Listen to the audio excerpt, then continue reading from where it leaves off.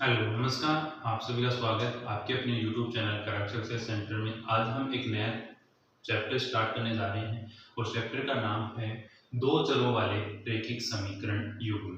तो आज हम इस चैप्टर को स्टार्ट करेंगे। तो ये क्लास आपको अगर अच्छी लगे तो लाइक करें, शेयर करें और अगर आप चैनल पे नए हैं तो चैनल को सब्सक्राइब करें। तो चलिए स्टार्ट करते हैं इस चैप्टर को और इसके बारे में हम जानते हैं। सबसे पहले तो इस चैप्टर में हम किसकी बात करेंगे वो देखते हैं, दो चरों वाले रैखिक समीकरण, ये चैप्टर का नाम है। तो हम इसमें बात करेंगे, दो चर होंगे और उनसे बना हुआ मिलेगा अपने को एक रैखिक समीकरण युग्म। युग्म का मतलब क्या हुआ, यानी कि यहाँ पे एक जोड़ा मिलेगा, दो हमें समीकरण मिलने वाले हैं और दोनों ही समीकरण हमारे पास में क्या होंगे, रैखिक होंगे और उन दोनों ही समीकरणों में हमारे पास में दो दो हमें चर मिलने वाले हैं। जैसे अगर हम बात करें इसके व्यापक रूप के बारे में, तो A X plus B Y plus C is equal to 0, ये क्या है, एक रैखिक समीकरण का व्यापक रूप है। अब हमें युग्म बनाना है। देखो इसमें चर है दो, एक x है और एक y है, दो चर हो गए हमारे पास में।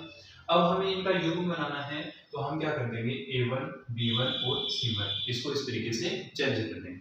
ऐसे ही अगर इसका दूसरा होगा तो a2x plus b2y plus c2 is equal to 0, ये हमारे पास में इक्वेशन फर्स्ट और इक्वेशन सेकंड, ये दोनों ही समीकरण मिलके हमारे क्या हो जाएंगे, दो चरों वाले रैखिक समीकरण युग्म हो जाएंगे। ये समझ में आ गया। ये हमारे क्या है, रैखिक समीकरण युग्म के व्यापक रूप हैं, इस तरीके से होंगे।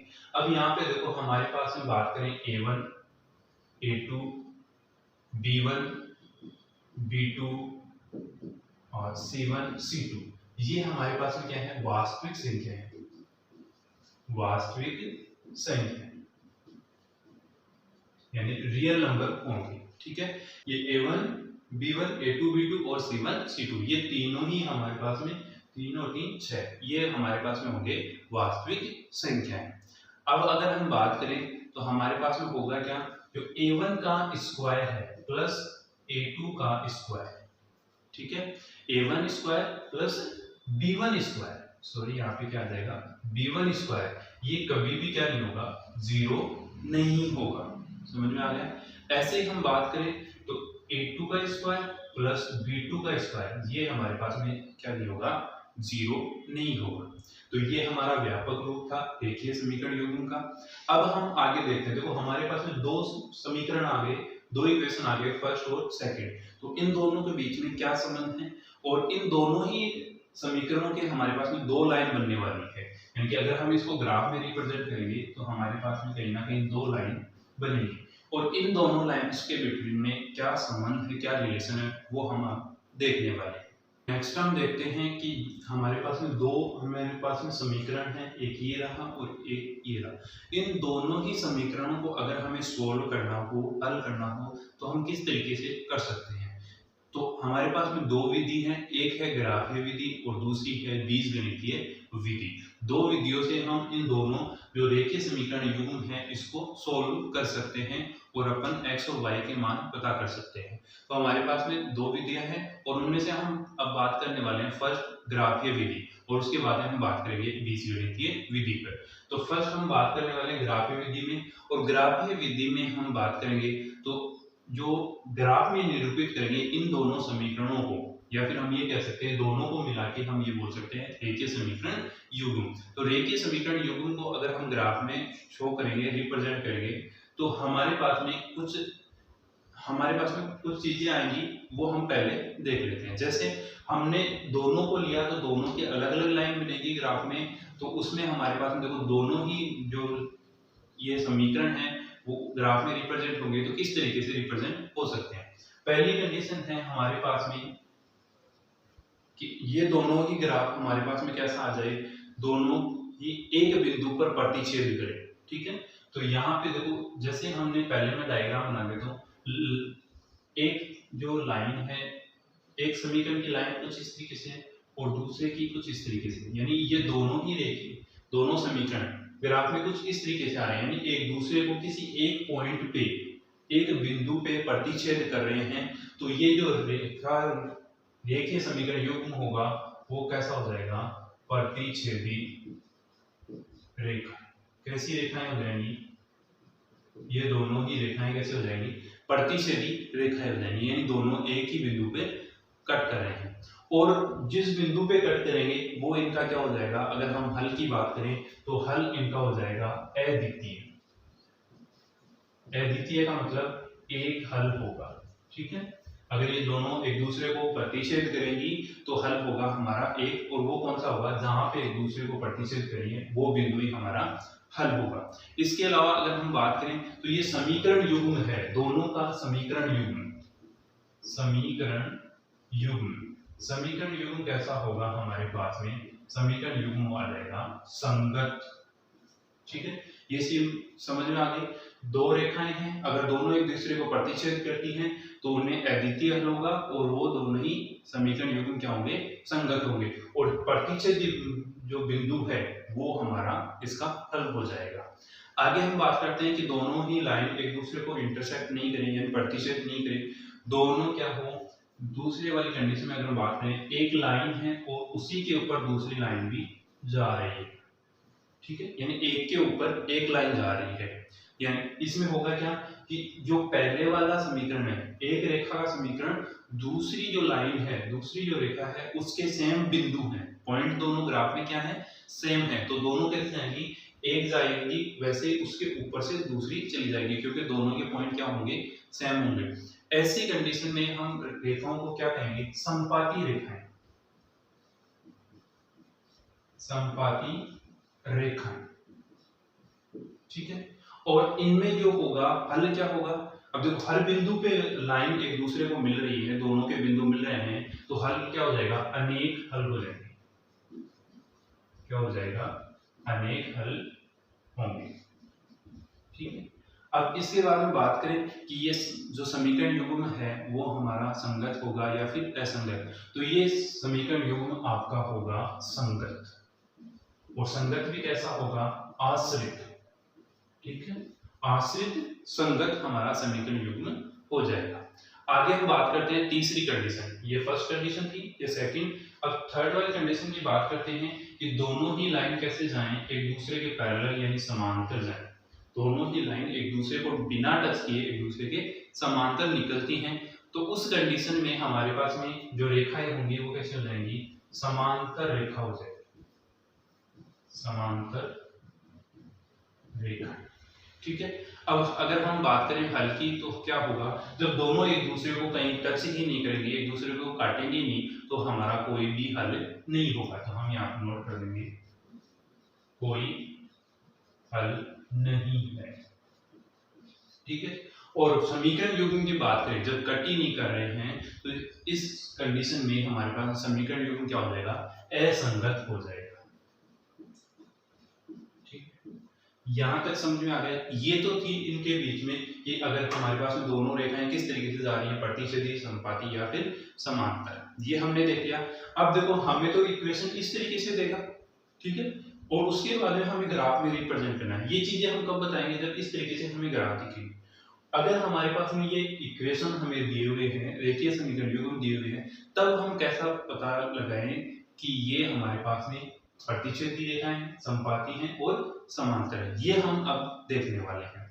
तो चलो अब इसमें देखते हैं। देखो यहाँ पे क्या है? a1 b1 c1 है फर्स्ट वाले इक्वेशन में, और सेकंड वाले में a2 b2 और c2, ठीक है। इनको हम अलग से लिख लेते हैं। यहाँ पे a1 b1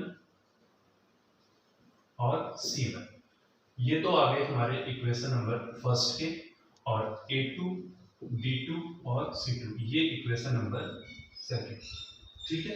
ये हमने अलग निकाली, जो चर हैं उनको छोड़ के, समझ में आ गया? यानी ये x का कोफिशिएंट, ये y का, और ये कांस्टेंट टर्म, ये x का, ये y का, ये कोफिशिएंट, इनका अलग अलग निकाल लिया। अब इनके बेस पे हम इनको चेक करने वाले हैं कि कौन कौन सी लाइंस होंगी ये दोनों रेखीय समीकरण युग्म। तो अब देखो कंडीशन क्या है। अगर आपके पास में कंडीशन आ जाए a1 अपॉन a2 और b1 अपॉन b2, ये वाली कंडीशन है। अगर आप इन दोनों का a1 b1 c1 a2 b2 c2 निकाल के a1 upon a2 b1 upon b2 करोगे, और आपके पास में ये दोनों इक्वल नहीं आए, ये दोनों ही इक्वल नहीं आए, तो आप क्या कहोगे, ये रेखा कैसी है, प्रतिच्छेदी है, इसका हल अद्वितीय होगा और समीकरण युग्म संगत होगा। समझ में आ गया है यहाँ तक। अगर हम बात करें संपाती की, तो संपाती के लिए कंडीशन क्या होगी हमारे पास में, तो यहाँ पे a1 बटा a2 is equal to b1 upon b2 is equal to c1 upon c2। a1 upon a2 निकालोगे, b1 अपॉन b2 निकालोगे, c1 अपॉन c2 निकालोगे, अगर तीनों ही सेम आ जाते हैं तो वो दोनों ही ये जो रेखा समीकरण युग्म है ये हमारा संपाती होगा। ठीक है, इसके अनेक हल होंगे और संगत हमारा समीकरण युग्म होगा। आगे हम बात करते हैं तीसरी कंडीशन में कि समांतर कब होगी।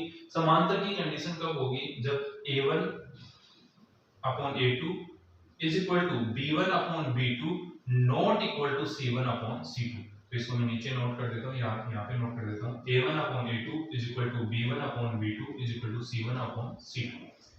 ये हमारा क्या नहीं होना चाहिए, इक्वल नहीं होना चाहिए। a1 upon a2 b1 upon b2 equal हो सकता है, but c1 upon c2 equal नहीं होना चाहिए। ये दोनों सेम चलेंगे बट ये c1 अपॉन c2 इनके इक्वल नहीं आना चाहिए। उस कंडीशन में हम कह देंगे कि रेखीय समीकरण युग्म हमारा समांतर रेखाएं हैं। ये समझ में आ गया आपके।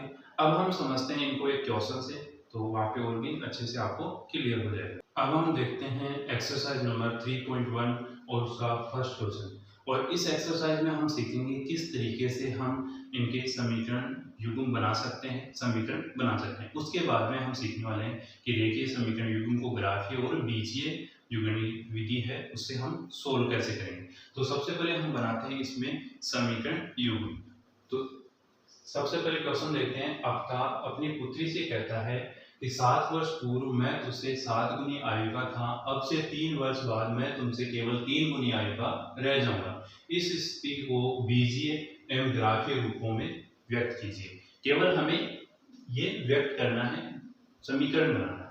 तो सबसे पहले देखो इसको सोल्व करेंगे। सबसे पहले हम इनकी ले लेते हैं प्रेजेंट एज यानी वर्तमान आयु। तो हम यहाँ पे नोट कर देंगे आफ्ताब की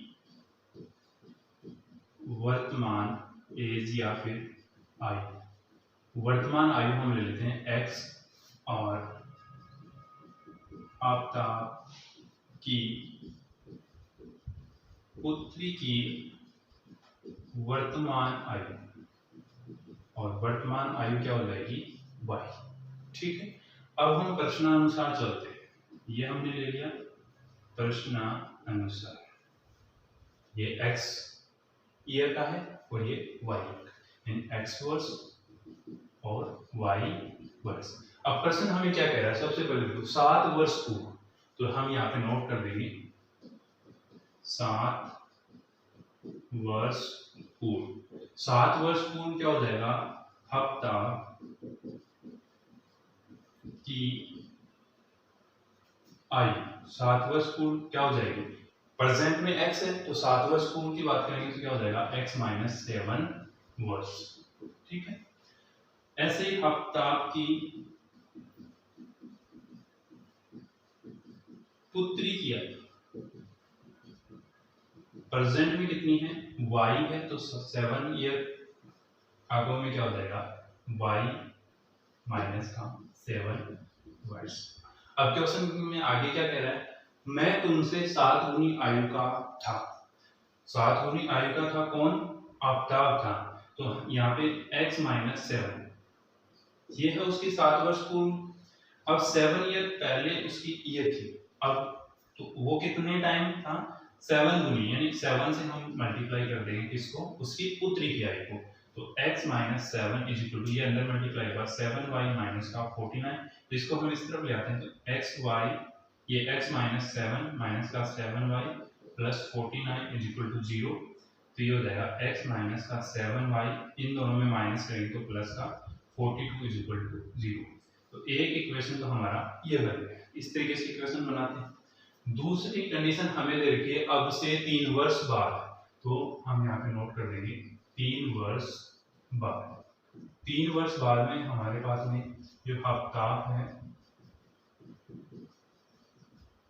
आफ्ताब की आयु क्या हो जाएगी, प्रेजेंट टाइम में x है और 3 वर्ष बाद क्या हो जाएगी, 3 और जुड़ जाएंगे इसमें, तो x प्लस 3।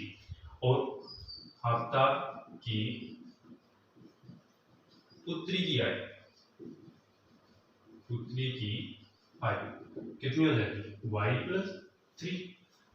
अब यहाँ पे देखो आगे क्या कह रहा है, केवल 3 गुनी आयु का रह जाऊंगा, मैं तुमसे 3 गुनी आयु का, तो हफ्ताब है वो कितना गुना रह जाएगा अपनी पुत्री से, 3 गुना रह जाएगा। तो पुत्री का ये है उसको 3 गुना कर देते हैं, तो x+3 = 3y+9, इसको इस तरफ लाएंगे, x+3 माइनस का 3y माइनस का 9 = 0। इसको सोल्व करेंगे तो x माइनस का 3y माइनस का 6, क्योंकि प्लस के 3 में से माइनस होगा, माइनस का 9, ये 0, ये हमारा आ गया सेकंड इक्वेशन। इस तरीके से हम इनको बीजीय और ग्राफीय रूपों में व्यक्त कर सकते हैं। आपको इसमें इतना ही करना था। तो आज की इस वीडियो में इतना ही, बाकी हम देखने वाले हैं नेक्स्ट वीडियो में। आपको ये वीडियो कैसा लगा कमेंट सेक्शन में जरूर बताएं। अब हम मिलते हैं नेक्स्ट वीडियो में, तब तक के लिए नमस्कार।